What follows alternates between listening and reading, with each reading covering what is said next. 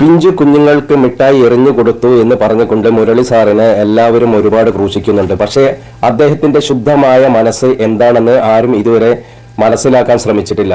അദ്ദേഹത്തിന്റെ കാഴ്ചപ്പാടനുസരിച്ച് വളരെ വൈകാതെ തന്നെ കേരളം ഭരിക്കേണ്ടി വരികയും ആ സമയത്ത് ഇത്തരത്തിലുള്ള തൊട്ടുകൂടായിക, തീണ്ടിക്കൂടായിക, അയിത്തം, കളറ്, കറുത്തവന്, വെളുത്തവന്, ജാതികള്, ഇതുപോലുള്ള ഒരുപാട് പ്രശ്നങ്ങൾ ഈ കുഞ്ഞുങ്ങളെല്ലാം തരണം ചെയ്യേണ്ടി വരും. ഇത്തരം അവസരത്തിലെല്ലാം ഇവർക്കൊരു മനോധൈര്യം കിട്ടുവാൻ വേണ്ടി ഇത്ര കുരുന്നു പ്രായത്തിൽ തന്നെ അതിനുവേണ്ടി ട്രെയിൻ ചെയ്തെടുക്കുകയാണ് ഇദ്ദേഹം ചെയ്തത് എന്നുള്ളതാണ് ഇതിന്റെ ഒരു യാഥാർത്ഥ്യം.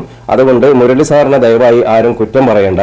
ഈ നല്ല മനസ്സിന്റെ ഉടമയായ നല്ലവനായ മുരളി സാറ് ഈ കുഞ്ഞുങ്ങൾക്ക് വേണ്ടി ഒരു സയനയിലെല്ലാം ഉള്ളതുപോലെ തന്നെ ഒരു ട്രെയിനിങ് കൊടുത്തതാണ് എന്ന് മാത്രം മനസ്സിലാക്കിയാൽ മതി.